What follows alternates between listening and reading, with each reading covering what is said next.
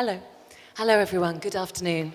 My name's Juliette Russell, and I'm here from an organisation in London called Salon, and we run a festival like Ostrava, but not as big and not as good as Ostrava. Today, this particular session will be in English, but if there is being translation, so if you want to grab headphones and listen, then that's fine too. So it's my great pleasure to introduce Nathaly Charria onto stage. So Nathaly is a creator and a curator of interactive events and experience, and she specializes in touchpoint marketing for contemporary, luxury, and niche brands. And in this work, she beautifully fuses fine arts, music, and fashion to create multi-sensory experiences. And there's often a big social connectivity in these experiences and social inclusion. So please give a huge, warm Ostrava Melting Pot Festival welcome to the wonderful Nathaly Charria.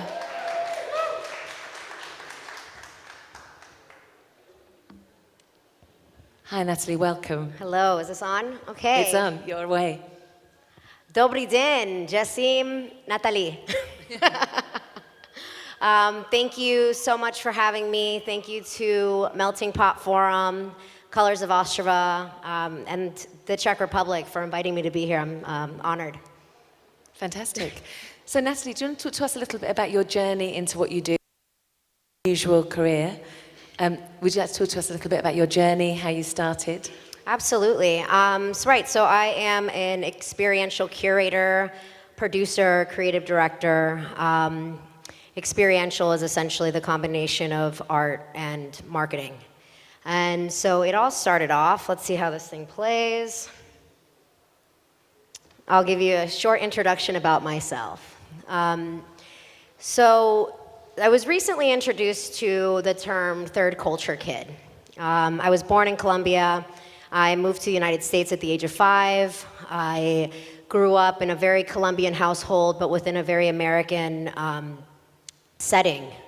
And so a third culture kid is someone who, during their developmental years, grows up in a culture that is different from that of their passport or of their birth and their origin.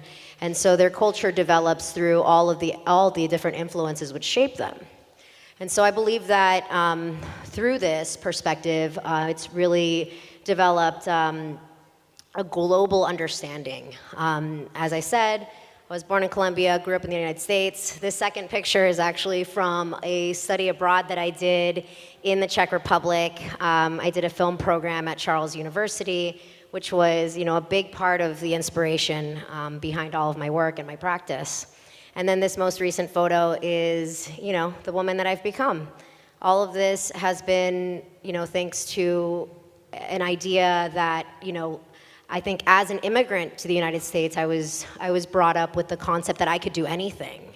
I can do anything that I want to do, and all I have to do is work hard for it.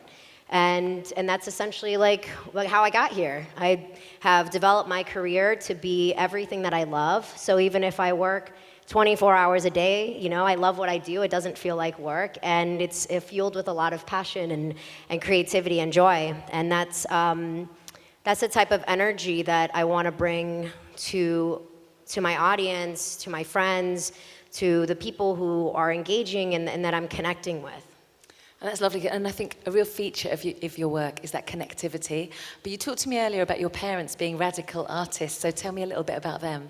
Yeah, they're artists, both of them in their own way. I think again in the perspective and the way that we see the world, and not conforming to societal structures and what's been placed in front of us, and this idea that we have to follow these certain norms because we're all different, we're all individuals, we are all others, and in order to truly reach self-actualization and to reach our potential, it's important to listen to that inner voice, to connect with who you are, and I think that we're all artists. We just are taught to forget it. So the importance here is to remember that there is an artist and a child within all of us. And so playing and acknowledging that is what allows for us to create, happiness and share it. So is play a big part of your work when you're working with brands and you're working with artists? Well, I've been working with artists my whole life. It all started out, let's see, I'll give you a little bit about my background. Great. I went to school for international relations, women's studies, fine art. I mean, it was all just a big chocolate cake for me to dive into and to learn about. And my first job was working for the artist studio Friends with You. And as you can tell, this is some pretty exciting work. And so Friends with You, they also focus on creativity and connectivity and the inner child, and creating a democratic art practice that's accessible to all audiences, regardless of any of these things that limit us. And so as I was working for Friends with You, we developed these types of large-scale installations, which teleport you into another world, you know, and then the company developed. Pharrell Williams became one of the partners, and who's obviously a huge inspiration to myself.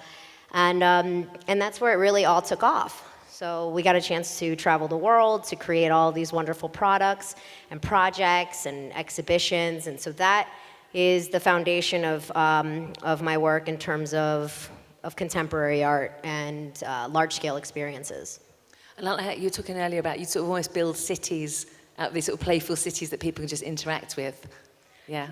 So, yeah, I mean, the world is a crazy place, and I think that sometimes we need something to escape to. And I don't think there's anything wrong with wanting to do that and to, you know, move into a space that's a bit more whimsical and reminds us of the imagination and the creativity that I believe really brings a smile to anyone.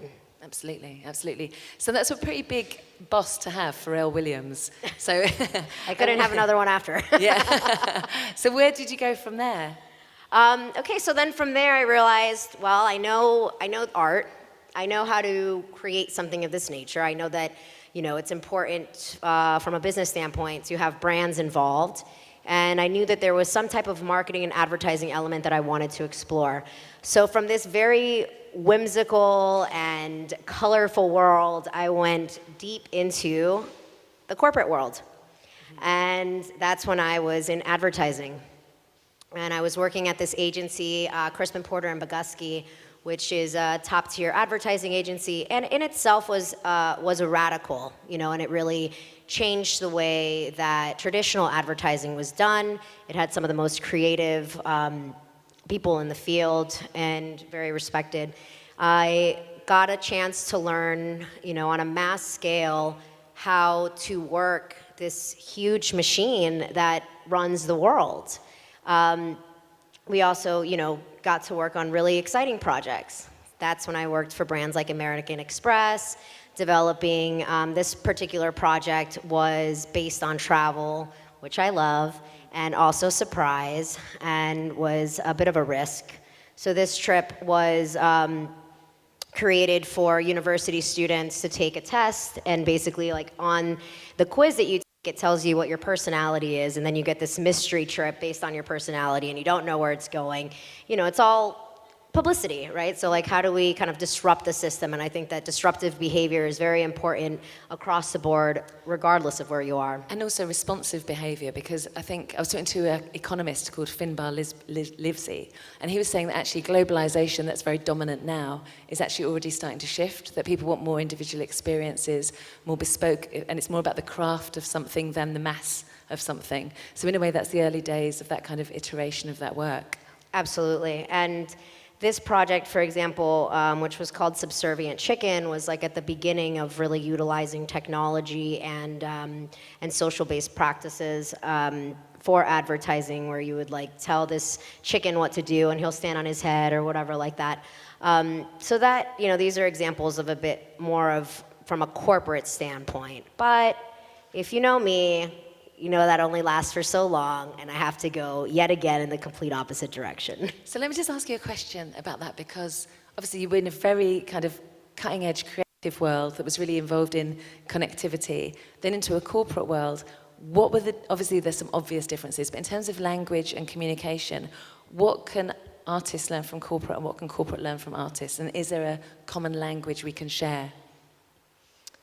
Yeah, I think that there is a common language, and I believe that both are part of a system that needs to work together.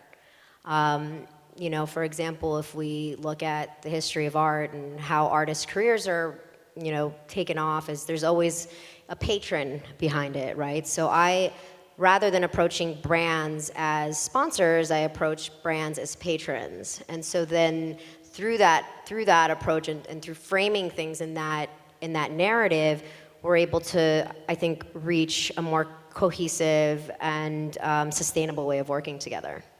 And do you feel that, because in the UK there's a culture of sort of more social and corporate responsibility, so within a budget, within big corporations they'll have that, and is it coming from that budget or is it coming more from a marketing budget? Where does that sort of sit within?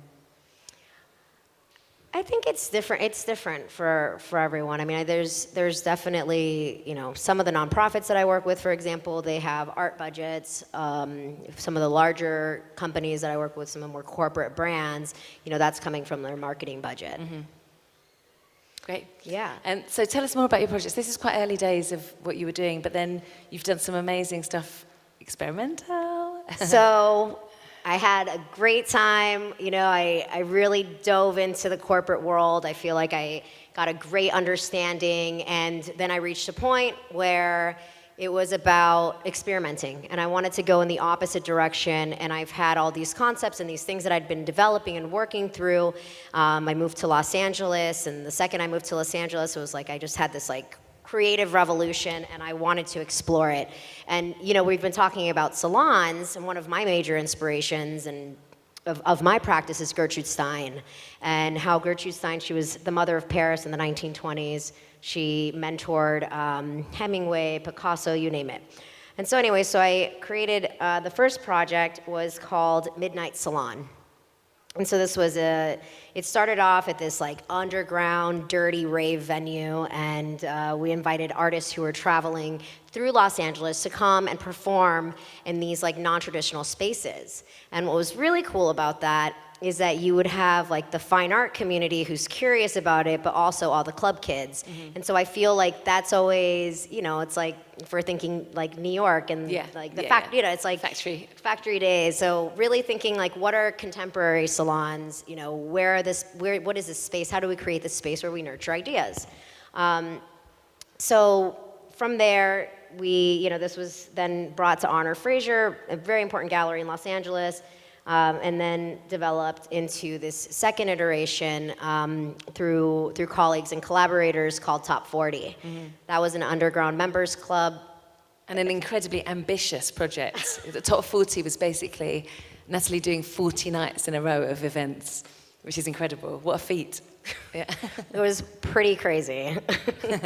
And then from there, I think that there's a short video of what this developed into, which was this was called Underground Purple. What is the purpose for dreaming at night? Can someone please tell me? I'm wondering why.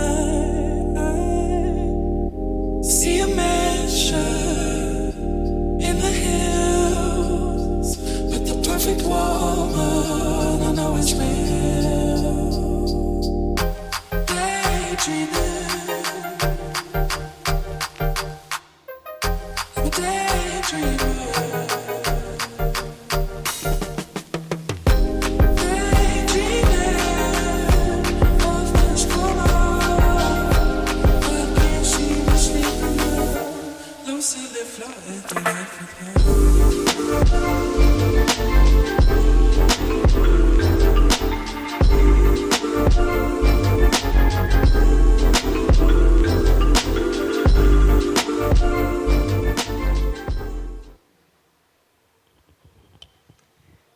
So what inspired you to do that night? Because you've done your 40 nights in a row.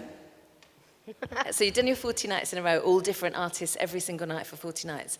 And then it led to more of a club night that you did from that. Or when you got the experiential, what was the tipping point to get you into the more experiential stuff? Just creating a sustainable way of, making a living. Yeah. Yeah, artists got to live. It was we went, experimental was throw it all out there. What are we going to do? Let's have fun. How are we going to do this? And then, it's okay, so now when I really build my company and go into like full experiential marketing, it's like, how do we combine all of these things that I love and all of this experience that I have and provide a service? And provide a service that, you know, is both going to create something of value for a brand partner, for a client, and also for artists. You know, I think it's about how do we monetize creativity and how do we create a sustainable economy that looks at the value of creativity in the same way that as we look into anything of monetary value. And I think that's a really good point about the value of things, because value is probably what artists who aren't recognized have an issue with, because you do a lot of work for free, a lot of that kind of thing. So is it trying to sort of change that paradigm so we have a different working relationship with artists and brands, and that becomes more commonplace? Because I know that a lot of your stuff is about social inclusion too, and you do work with Pride and International Women's Week and all of those things. And I totally understand that artist life of having to find money where money is and art where art is, and so fusing them. And how easy is that tightrope to walk? I don't know if anything is easy in life, but then it also is really easy. Yeah. I guess it's just about perspective. You know, I think that one of the things we don't talk about often enough is for free. You know, I have to like stop myself, because if I really love something, I'll like continue to do it. And it's like, you know, at one point, it's like, you know, really finding what the best way is to like continue to move forward, and how to provide a service for all parties involved, and, you know, create an environment that is engaging, that is connecting, that's whimsical, that like brings us to a place that we want to be. And I think there's something you touched on as well, which is a really interesting thing, which is artist as entrepreneur. And sometimes we shy away from that language of business as artists. But I did a workshop recently with arts leaders, and they looked at all their roles they had to do, and literally they had about at least 30 jobs that they did, like administrator, publicist, manager, finance, accountant, as well as being the artist, the deliverer, you know, the conceptualizer. So that we have to run a business. Yeah, you do run a business, You know? even if you're the business, absolutely. Yeah, so what are you up to these days? What are some of the projects you'd like to talk to us about? So my most recent project that I recently completed was at the Festival of Disruption for the David Lynch Foundation. And all proceeds of the Festival of Disruption benefit the David Lynch Foundation, which brings transcendental meditation to at-risk youth, victims of domestic violence, and war veterans. And this is actually how I was connected to Melting Pot and Colors of Ostrava. Fantastic. And so for this project, you know, it was very much about creating a tangible reiteration of David's first film. So working again with an artist on bringing to life this vision, and, you know, an artist like David is like such an honor, B, deep attention to detail. You know, these are like 1 1/4 inch squares, and you know, the hay is made out of, originally in the film it was made out of oil, motor oil. Obviously we couldn't do that here, so it was like having to make a water-based solution that allowed for the hay to look like oil. And, you know, how do we bring this to life again? And it's like, how do we bring this creative experience to life at a festival? And it's also through brand partnerships. So this is an example, you know, so really it transforms everybody. It's very site-specific. We played Eraserhead on a Bang & Olufsen television that was screened by the Criterion Collection. Their Criterion Collection released David's film. There was like, you know, everything was adjusted and perfectly lit, and it brought audiences. First, you go in through this, you watch a part of the video, and then you realize the element of surprise is that you are the lady in the radiator. Right. And, you know, there was no technology involved in it in the sense of like, you know, people weren't really Instagramming it. They were getting their tangible moments, and they were like living that moment and that experience, which I think is so special and such an important thing to... And an element of surprise in it as well, which is fantastic. Yeah, always an element of surprise, for sure. We've been talking recently, my partner Helen and I, about doing the audience is the show a lot of the time, and that sort of interactivity that really, even though we're sitting here talking, obviously there's going to be a bigger discussion between all of us soon. And I think that's also really important for it not to be kind of over here and over here anymore. That sort of wall has gone, and that interactivity is a huge part. If you were saying earlier, we're all artists, then the audience has to be brought into that all the time, don't they? Right. And to allow the audience to explore that element of being an artist, you know, to like bring that part out of ourselves, the part that we forget. So this was the recreation of the Red Room from Twin Peaks, which we did the year before, and that was also in partnership with Polaroid Originals. And so, you know, for example, like when we talk about high touch points, we talk about those, you know, as you're through that user experience, where are the areas that you're like touched? What are these multi-sensory elements that are brought in? You know, for Eraserhead, it smelled like the movie. You know, it was like very intense and dreary and dark. And, you know, I think for Twin Peaks, it was also very eerie. We installed on Friday the 13th. It was like super creepy and amazing. And as the audiences, you know, were outside, we were surprising them with like hot coffee and donuts, which is like a big part of the series. So that was also, and Alison Mosshart from The Kills was the surprise photographer, and she was playing the festival, but you know, you wouldn't know unless you just kind of figured it out when she took your picture. So surprise, yeah. And I really like, so something I hadn't heard before Nathaly mentioned this, was these touch points, that when you're having an experience, there's certain things that are the things that you'll really remember, or the things that really open up that subject to you. And is this something that's quite a new concept? And can you talk to us about how you created those touch points in that particular piece? Because there's 3 quite massive ones even in this particular slide.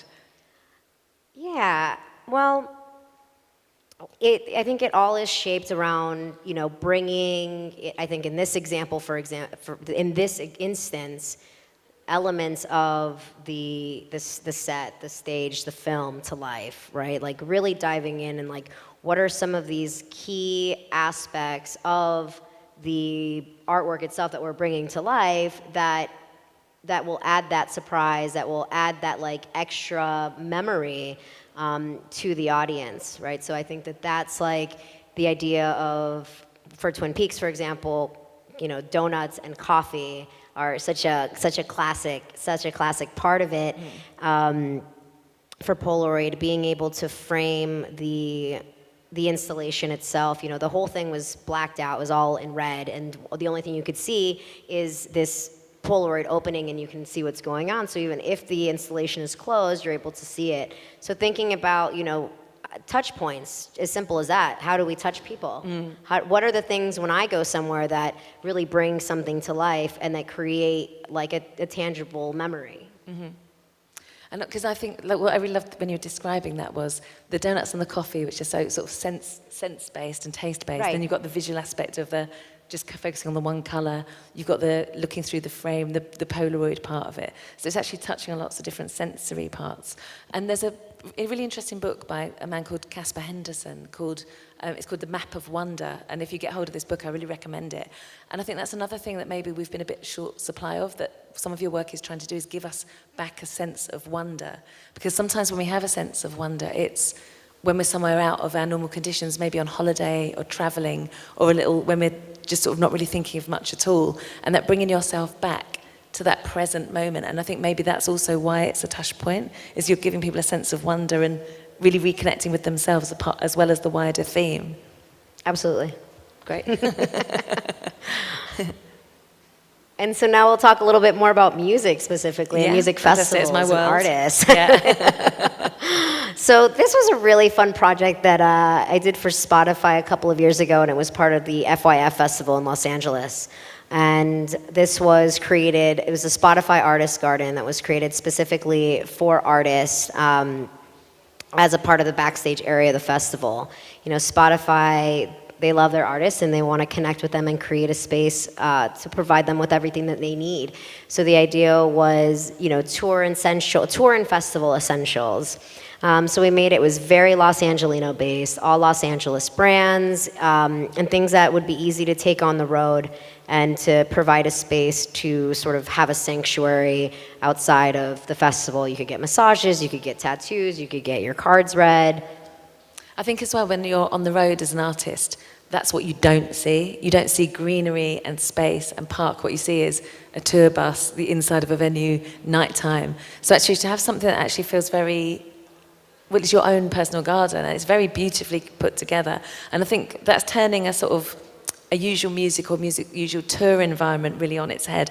And how important is that to really sort of, because your last piece was about disruption, how important is it to disrupt narratives and to challenge narratives? So important. I think it's at the foundation of what we strive to do. And how do you, because that's sort of that disruption idea, does that relate to artists and marketing, and how do you put those things together? Because in a way, sometimes the artist's job is to almost be that commentator on society and the one who's pointing out what's not working. Whereas with the marketing thing, that's often, it can be trying to solve a problem depending on what it's marketing, but it can also be to seem like there isn't a problem. So I'm quite interested in your thoughts on disruption. I think it's real. I mean, I've been very fortunate that the brands I've worked with and I continue to work with really trust me in that sense. And you know, this project, I think they let us go in the deep end of what it means to be a Los Angelino. Mm-hmm. And so for this one, for example, there was a huge spiritual component to it. You know, we partnered with House of Intuition. We had readings, and we had like Reiki healings and things of that nature. So, I mean, it's at the end of the day, you know, yes, it may be a big corporate brand, but corporate brands are ran by individuals who surprisingly have a lot of the same values that we do. Mm-hmm. And it's just about how to communicate those on a corporate level internally. But for the most part, I think that, I mean, and I'm so blessed and I love my clients so much, they're also just as creative as I am, mm-hmm. you know, and they're finding a way to communicate the concepts that have been presented in a way that's scalable and that fits to their particular, you know, brand values and needs. Mm-hmm. And also, that's not to say that I think that corporates are one thing and artists the other, and it's polarization, because actually that's a very important point, that everything's run by people, and we're all people, and we all have similar desires, if not the same, but ways of communicating and the ways of understanding each other closer. So if that starts a conversation and if that starts a process of interaction, then that is positive.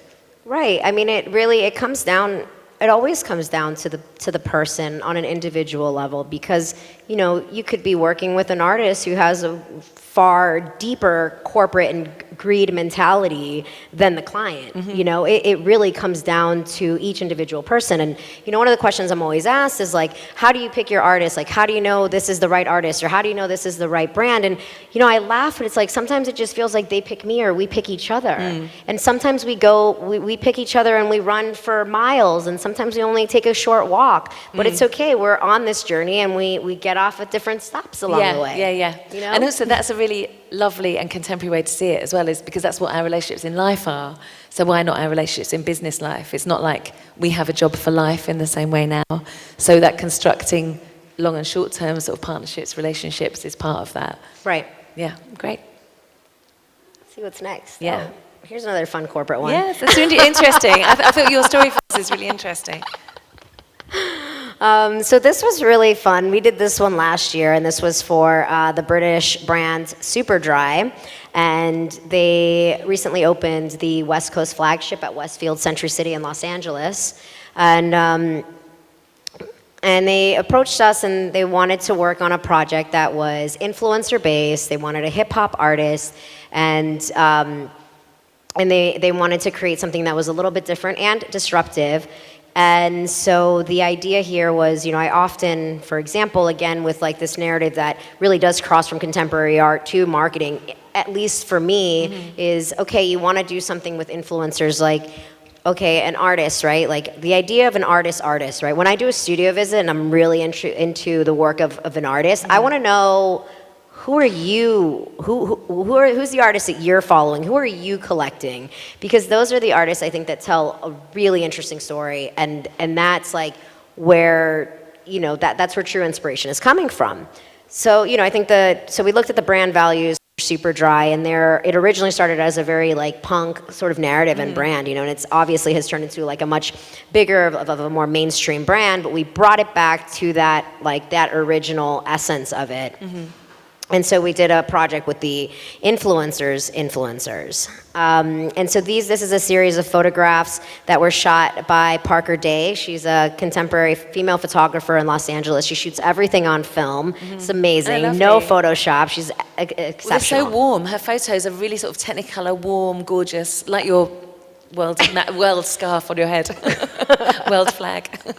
Yeah, they're gorgeous. So this is these are some of the campaign images, and again thinking like, how do we create something that's sustainable? So through this, we helped build Superdry's art collection. Okay. So they had, they commissioned a series of portraits, and then we exhibited them at the store. Now they're part of the Superdry collection, which again, in turn helps the artists that are featured in the campaign, the artists that shot the campaign, and the brand. The brand has something of value that they can take away from that, and I think that this particular photographer is a very important one that is, just going to continue to do bigger and greater things. Yeah. So that's very cool. And then this is the opening. I like to work with weirdos. I like to work with people who are, non-traditional. Haji Beats, he was our hip-hop artist. He was a part of the hip-hop collective Odd Future, and he's such a contemporary artist and across the board. It was really wonderful. He had originally collaborated with Parker on his press photos,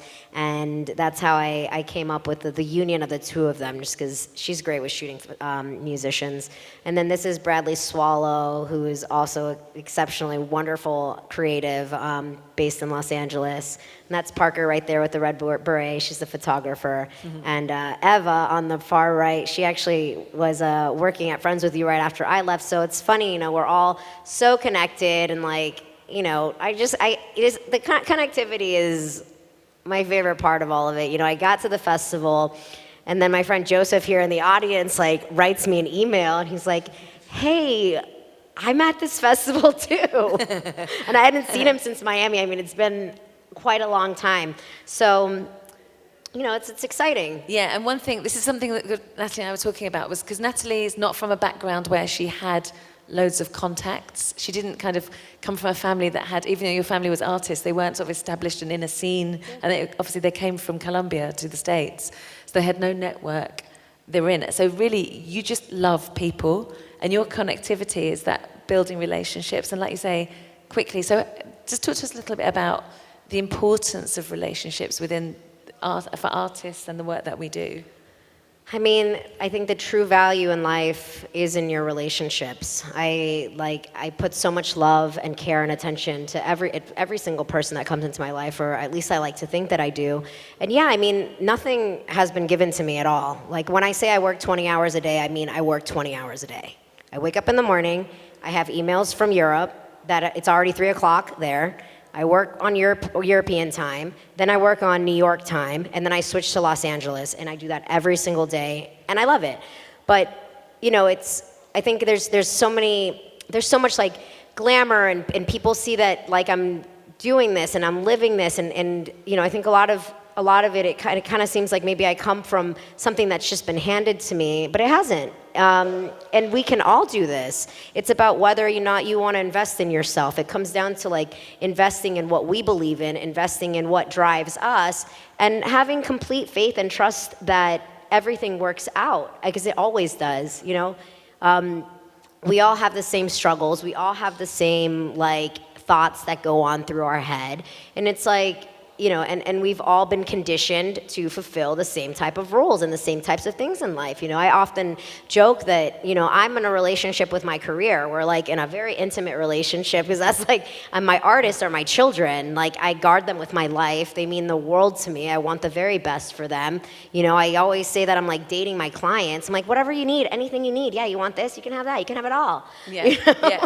And I loved what you said before about you wanted to be like a modern day Gertrude Stein, because she's someone who doesn't really get a lot of credit for a lot of the artists she was involved with. So I really love the fact you sort of brought a powerful female historical character who was really connected to a lot of incredible artists and behind their career, and that sort of that nurturing of people. And I think it's interesting as females in business, like talking about your children, but you can be a mother without a child often as an artist, and a father without a child if you're a male artist or whatever you choose to be.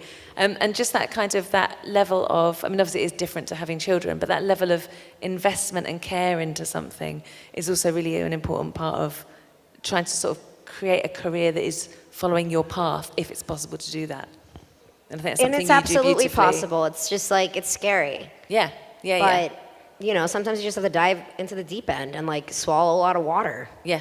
Because we're all learning. Yeah. And like there's no guidebook on the human experience. I mean, there's many of them, but we really, the more we learn, the less we know. Yeah. So it's like, and it all comes down to being very intentional. Yeah. Having that intention, and as long as the intention is in the right place, and then I think everything works out in the best of ways. So you've said some really beautiful things that are very philosophical, actually, about your relationships to everything. That intention is really important. That the sort of giving love and care to things is really important, and understanding just because someone has a certain job doesn't mean that's the sort of person that they are. And actually, there's a lot of value-driven stuff to your work. And can you talk to us a little bit more about? Can you kind of articulate the values that drive your work? Absolutely. I think the environment is a huge thing. And being sustainable and being cautious of what we use, what we create, what we put out there, and I think being a woman in business altogether also is like a very interesting thing, and like how we have a different experience than the rest of the world. I don't know. I think the values just kind of speak for themselves. Yeah, I want to leave the world a better place than I found it. You know, and at the end of the day, I can only be responsible for myself and my consumption and the things that I use and how I have my practice. And in terms of, obviously, a lot of your work is about connectivity. How important do you think things like Ostrava are for bringing ideas together and bringing people together? So important. Yeah. It all starts with conversation. It all starts with conversation and being able to share ideas and to, expand on that. And to allow yourself, I think what's really great about festivals like Colors of Ostrava and Melting Pot, the fact that there is this Melting Pot forum that's attached to it is so wonderful. I mean, even the venue, right now we're in this like artist compound where there's like artist studios and music studios, and I'd love to see how and this it was mining, so it's people probably mining for, now we're mining for ideas and for art. And exactly, we're mining for ideas and we're mining for art. And actually, my guide was telling me that, during the occupation, artists who were against the occupation were sent to Ostrava. So I feel like there's like a very deep artistic root here, Yeah, it's beautiful. Did we talk too fast? No, you're a lovely audience, by the way. A very lovely audience. Have you got more projects? Should we share your next project, or should we have any more questions? projects. Would anyone like to ask Nathaly a question? Do you have any questions? We'd love to hear from you. Hello. I'm going to give my microphone to Mike, or I'll be a roving reporter, actually. So, hello, your question. What are your influences? Who are they? My influences. Well, I already mentioned Gertrude Stein is a huge influence of mine. Mauricio Catalan, I think, is one of my favorite artists. I don't know. I think I'm inspired by people who are radically themselves. It could be anyone in the audience. It could be anyone that I meet on a train. There's obviously like deep historical figures, but it's more of like the way that, as individuals, we're able to conduct ourselves and what we contribute into the world, how we relate to one another. I think a lot of most of my friends are my inspiration. The friends that I have, the friends I have yet to make. and right, we're all mirrors of each other. So anyone that inspires us is because we see a part of ourselves in them. Do you have any more questions? Yes, thank you. Hello. Okay. I wonder, because in the Netherlands I work with both artists and events, and in the Netherlands is very often very difficult is the entrepreneurship for artists, and I kind of wonder how you do it, like in real life, because a lot of artists in the Netherlands wouldn't like to work with brands, because it's kind of trading with the devil, I kind of wonder how you make the connection between the brands and the artists, and how you work with creative ideas and how they don't get taken over by a brand and by money necessarily. That's kind of what I... Okay, so the first question, artist as entrepreneur. So, there's this romantic idea that as an artist, all you have to do is make work and be in your studio and work, and somebody's going to discover you. But the truth is that we have to, as artists, make an effort to be discovered, and we have all the tools that are necessary in front of us. Social media is a very powerful tool, and building those relationships through social media, I think, is very important. Having your website up to date, and attending art openings, meeting people. I manage artists, so I'm able to be in between person that both mentors artists, but also negotiates between the brands. I don't think brands are evil at all. I think that, and I understand where that perspective comes from. I think it comes down to the person, right? And there's a lot of resources. I think ArtSlant is a really fantastic resource to connect with other artists, to connect with curators, really definitely building the relationships. And then I think in terms of wanting to work with brands, the best route is to either find an agent, a manager, or an agency where you can contribute ideas and listen to your intuition. Because you're going to tell yourself whether this person is the right person to do business with or not. And being open to the ebb and flow of life, because nothing is forever. All we know is that life is constantly changing. So sometimes we're on this adventure for a short time with someone, sometimes it's for a lifetime. Thank you. There's more audience, Grace. Hello. Hello. Have you ever said no to anything? In the meaning of the creativity that you said. I'm sorry, I can't hear you. Have you ever said no to anything? Like, no, I'm not interested. Oh yeah, I say no all the time. All the time? Yeah. It kind of breaks my heart, but I have to say no sometimes. I just had to say no to a project that was for probably my dream institution to work with and brand. Mm-hmm. And I wanted to do it so badly, but there was no way I would have had to do it for free, and there was no way of paying my rent, even though I want to have this museum on my resume, but I can't do it because there's not enough for me to be able to pay my team, and I want to be fair. Certain times, like I said, I love what I do. Certain times, if it's for a good cause, if it's for a foundation, it's for a nonprofit, I'll do it. It doesn't matter, and my team is happy to do it, But if it's for a big name, I need to protect the people that work for me too, and I want to make sure that everybody is compensated fairly, because a lot of the times, it's like, yeah, I say no, and then I say yes. And I would love to know what do you think is the most difficult thing when you're selling your project? And I don't think selling, like when you're presenting your ideas. What do you think is the most? Believe in yourself. Okay. And I have to believe in myself every day too. Thank you. You have to believe in yourself. Believe in what you're selling. And I think there's two things you touched on there. One is the thing about value, because if you're working with a brand, you are of value to them, and it's recognizing that they might have a value to you, but equally that's a relationship. It's not a one-sided value. And also that if you don't believe in your own intent, that thing about intention you were saying before, if you don't have that belief yourself, if the work doesn't stand up to you, how can you have faith in it and then be authentic when you're trying to communicate it to others? So sometimes just waiting till you've distilled that idea enough so it feels really right to you, or giving it to people if you don't have that belief, people around you that can gradually help you to build that belief. Yeah, I think that even just putting, what's money? It's energy, right? It's like, okay, money, fine. It's like in any interaction, it's an exchange of energy, and it needs to be of equal value, right? So it just comes down to that.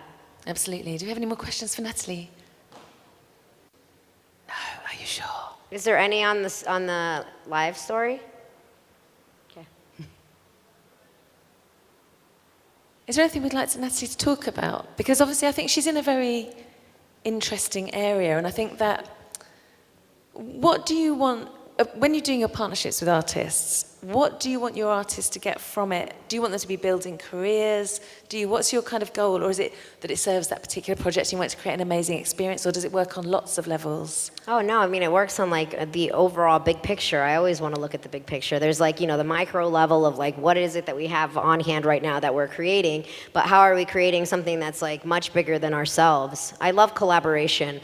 I think that being able to bring artists together of all types of mediums is essential. And, you know, it's always about protecting the work of the artist and being able to know, I think there's a very fine line.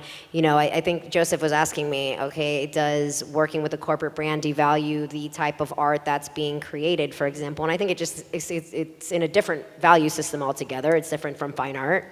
And taking back to something before, you saying like patrons for artists, like we wouldn't have Michelangelo, we wouldn't have a lot of historical figures had we not had patrons. And is it a new model of patronage where that value was recognised then, and is it possible to kind of almost renegotiate those terms? Because I think, as this lady said, it's almost like that, the polarity between like you wouldn't want to be associated with a brand, but then what is a brand giving you? Because we all live with brands. So which ones do you buy and which ones do you not buy? And do we only buy the eco thing here? And do we do that? And if we do, then it's matching up with brands that really speak for who we are. But if we don't, do we need to make those other changes first before we start having those conversations as well? Yeah, don't know. So in terms of your big picture, do you have like an ultimate where you're getting to, or is your career experiential as well in itself? Yeah, I feel the career is experiential in and of itself, and experimental. Yeah. It's both experimental Definitely. and experiential. Yeah. So, I mean, I think for me, at least for this part of my career, I've realized that art plus advertising equals experiential marketing. Yeah. And that's like as simple as it comes down for me. And it's like, it's really always been about how do I do what I love and be able to pay myself and be able to pay my team and live off of it, you know? And who knows? I mean, I've been doing it for a while now. Like, maybe it goes in a completely different direction. Yeah. Yeah, you don't know. Yeah, I'm open to it. Yeah. I'm open to everything. Yeah. And what would your dream project be? Have you got like a list of people you think, I'd love to put that person with that person in that venue, in this place, I'd like to connect these countries? Like how scalable is it all? Very scalable. It's definitely an international project, and I think it's still being developed. Okay, great. And do you have a dream client or dream artists you'd like to work with?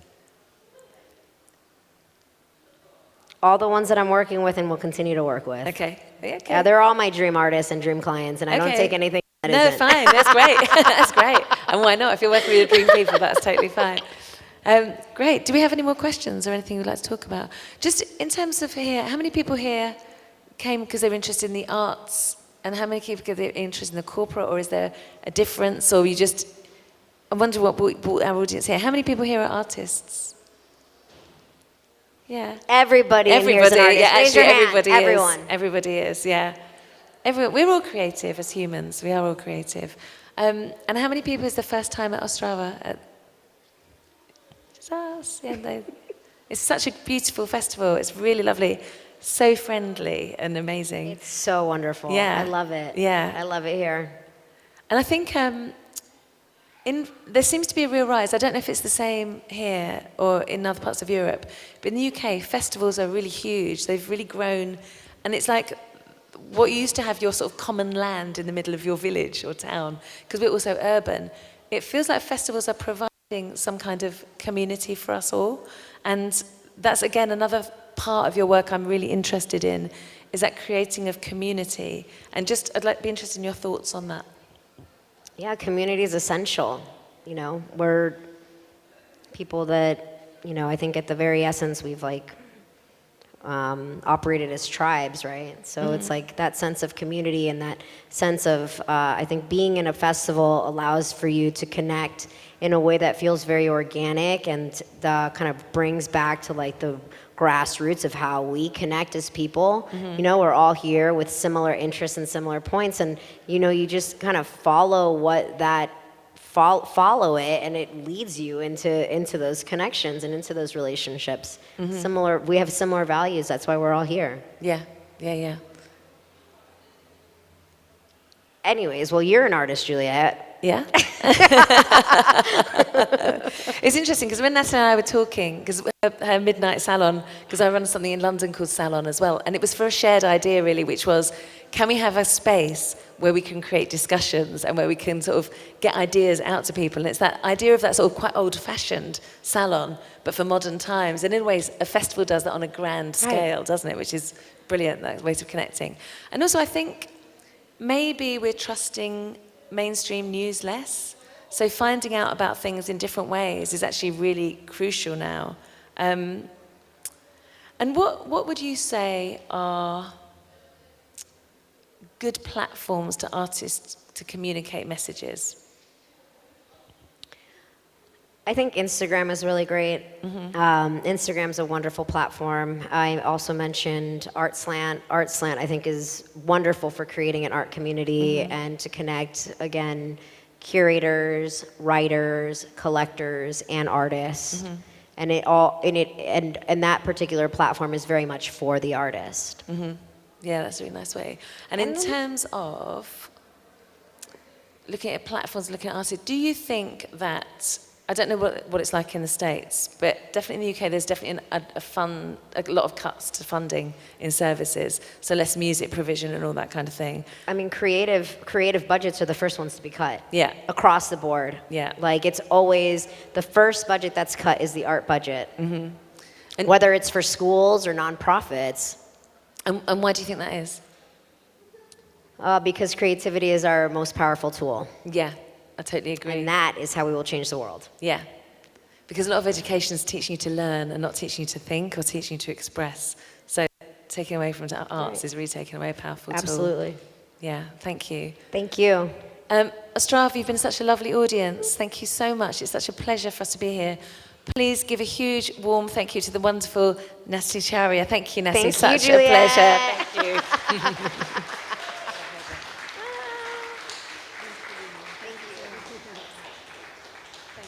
Thank you guys so much for being here.